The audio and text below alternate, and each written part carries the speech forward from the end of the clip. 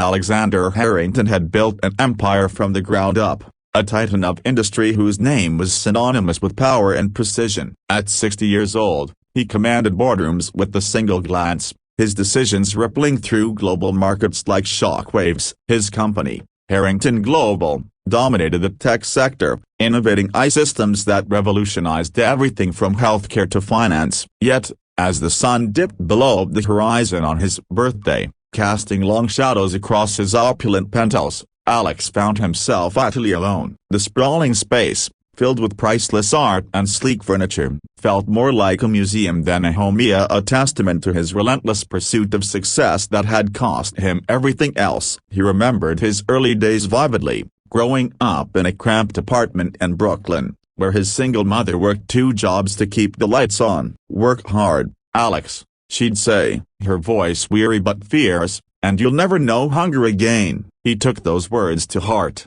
clawing his way through scholarships and late-night coding sessions, graduating top of his class from MIT. By 30, he had launched his first startup, which exploded into a $1 billion valuation. Marriages came and went, to 2 failed ones, each ending in bitter divorces because he prioritized conference calls over anniversaries. Children, he had none. The idea of family seemed like a distraction from the grind. Friends faded away as his schedule filled with mergers and acquisitions. Now, on this milestone birthday, his assistant had sent a generic cake with a card signed by the office staff, but no one had bothered to join him. He sliced into the cake mechanically, the knife cutting through layers of vanilla and frosting, but he couldn't bring himself to eat. The city lights twinkled mockingly outside the floor-to-ceiling windows, a sea of anonymous lives bustling below. Alex poured himself a scotch, the amber liquid swirling in the crystal glass, and sank into his leather armchair. Memories flooded him,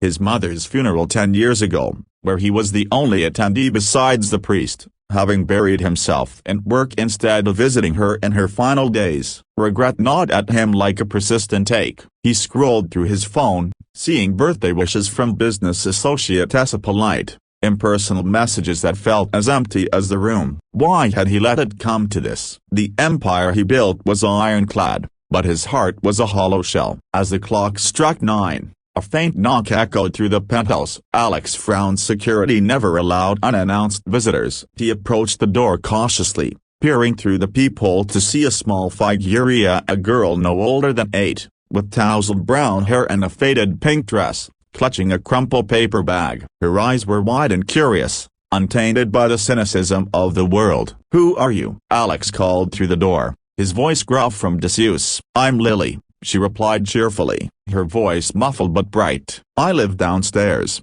"Well, kinda. My mom cleans here sometimes. I saw you through the window earlier, all alone with that big cake. It looked sad, so I saved you some of mine." Intrigued and bewildered, Alex opened the door a crack. Lily beamed up at him, thrusting the bag forward. Inside was a squished piece of chocolate cake, wrapped in a napkin, with a single candle stub stuck in it. "Happy birthday, mister. Mom said it's your special day. She works late, but she told me about you with a big boss man." Alex's throat tightened. This child, from the maintenance staff's quarters in the building's lower levels, had noticed his isolation when no one else had. He knelt down to her level, his knees protesting after years of desk-bound life. "Why would you do that, kid? You don't even know me." Lily shrugged, her small shoulders rising innocently. "Because birthdays are for sharing. My dad left when I was little, and Mom says we got to look out for each other. Plus,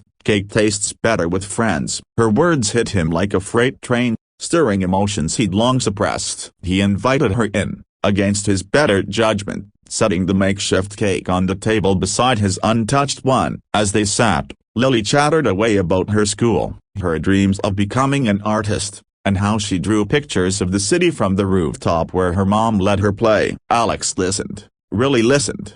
For the first time in years, her laughter filled the room, chasing away the shadows. He shared stories of his own childhood, the struggles that fueled his drive, and for a moment, the weight of his loneliness lifted. But as the evening wore on, Lily's mom arrived, frantic and apologetic, scooping her up with promises of never letting it happen again. Alex waved it off, but as the door closed, He felt a pang, a spark of connection in his barren world. Little did he know, this was just the beginning of a transformation that would redefine everything he thought he knew about success and solitude. The night ended with him finally taking a bite of the saved cake. Its sweetness a reminder that kindness could breach even the tallest walls. Echoes of redemption as days turned into weeks following that unexpected birthday encounter. Alexander Harrington found his meticulously structured life unraveling in the most beautiful way. The image of little Lily, with her earnest eyes and that squished piece of cake,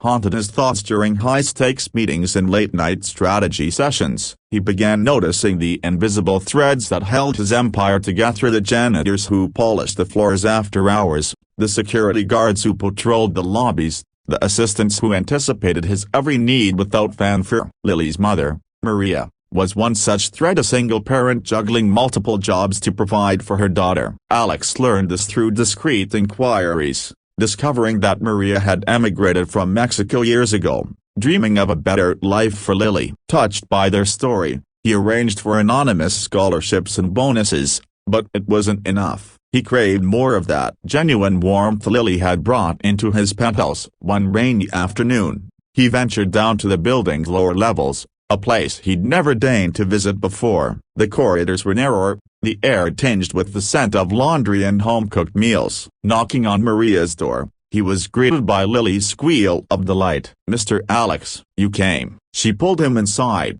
where the small apartment buzzed with life via crayon drawings taped to the walls, a pot of soup simmering on the stove. Maria eyed him warily at first, but Lily's enthusiasm melted the tension. Over homemade tacos, Alex opened up about his regrets, the family he never built, the relationships sacrificed on the altar of ambition. Maria shared her own hardships of the husband who abandoned them, the endless hustle to make ends meet. Lily, oblivious to the depth of their conversation, drew a picture of the three of them sharing cake under a rainbow. That evening sparked routine. Alex began visiting weekly, helping Lily with homework or reading her bedtime stories. He discovered joy in the simple things, teaching her to code basic programs on his laptop, watching her eyes light up as pixels formed shapes on the screen. In return, Lily taught him to see the world through a child's lens, of finding wonder in puddles after rain, or imagining stories in the clouds. His board members noticed the change. The once ruthless CEO now advocated for employee wellness programs,